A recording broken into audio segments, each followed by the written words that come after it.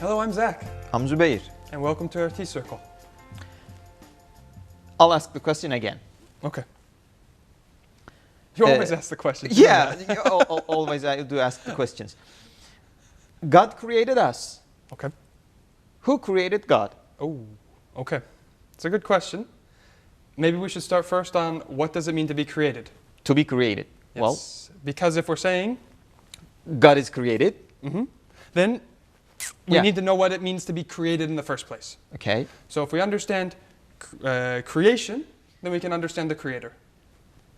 Okay. So let's think of something that's created or something that exists. Okay. Pick one. An apple. Hard one. What is the question? What does one need to create an apple? Or what is needed to create an apple? Or what is needed for an apple to exist? The apple first. Okay, the apple. The tree of the apple. The earth. The soil. Water. The minerals. The water cycle. Then it becomes the ecosystem. So you're not just things itself, but a system is needed. Just an apple in the space, empty space, wouldn't mean anything. Yes. Well, it might be an apple, but it wouldn't function. It wouldn't. Well, it wouldn't. No, it couldn't. What we know it needs to exist. It needs a tree. It needs a sun. It needs the water. It needs everything you mentioned. Yeah. Yes. It needs the whole environment. Yes. It needs the entire universe. Then I would say that in order to have the ecosystem, you need to have the whole Earth, as we know it. Then the solar system. Then the whole universe. Yeah. Yes. Then we might say, I guess, the whole existence is needed. Yes. Let's give a quick example to understand this. Okay. Gravity. We often think of gravity as a relation between two objects that pull each other. Yep. Okay, but we know that's too simple. Actually, everything is pulling each other at the same time. Just like there's an attraction between me and this earth, there's attraction between me and you. Yeah. There's attraction with me and the sun. There's attraction between me and everything in this universe. Even if it's small, it exists. So everything is interconnected. So in order to... Well, there are some magnetic connections too. Yes. You know, for example, the magnetic system of the Earth and the Sun, that they are connected to, and blah, blah, yeah. Yeah. So there's some sort of design and order. Or there's an order, let's say. Because there's a system, there's an order. You say everything is interconnected. Even my little apple is also interconnected to the sun and to the whole universe. Yes. Yeah. So that means for the apple to exist, we need everything. We need everything that exists. We need all of existence. Okay.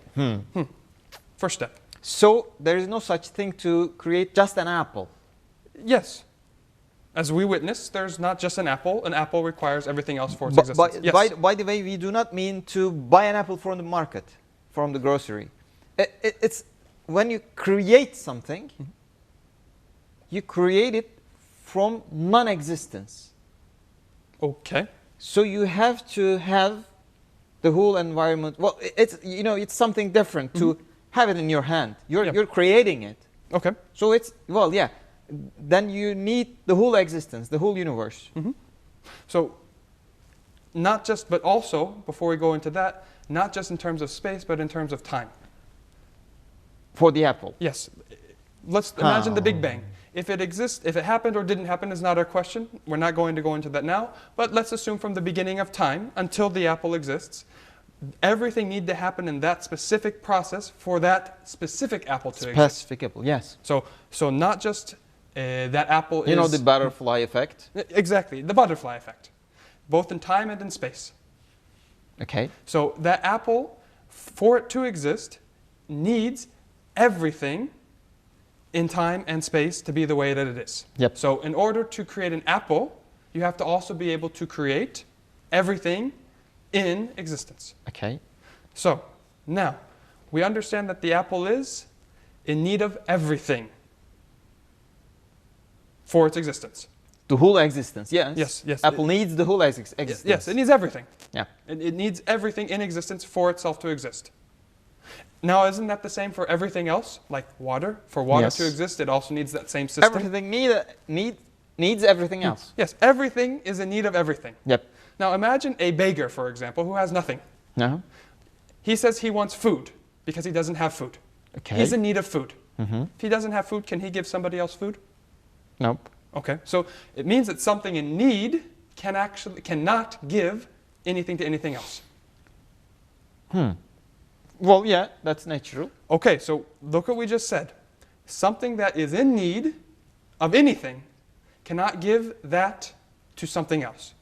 Everything in existence is in need of everything else for its existence. So something needy can't give anything. Something that needs something else, something that needs to be brought into existence, can't give existence to anything else. So we have two separate paradigms here. Yeah. The creation and the creator. If it is in need, it can't be the creator because it can't provide anything. Just like our example of a beggar, right? So It needs to be exist first to give existence, to create everything else. yes, it needs to have everything first Yes. to give anything. That's what we understand. So they have two different species, if you want.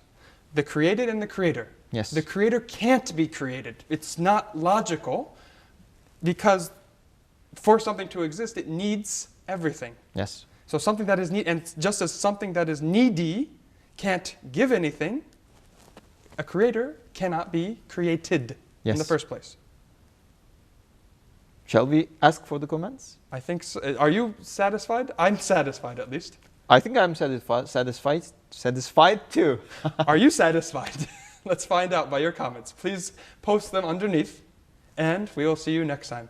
Bye. Goodbye.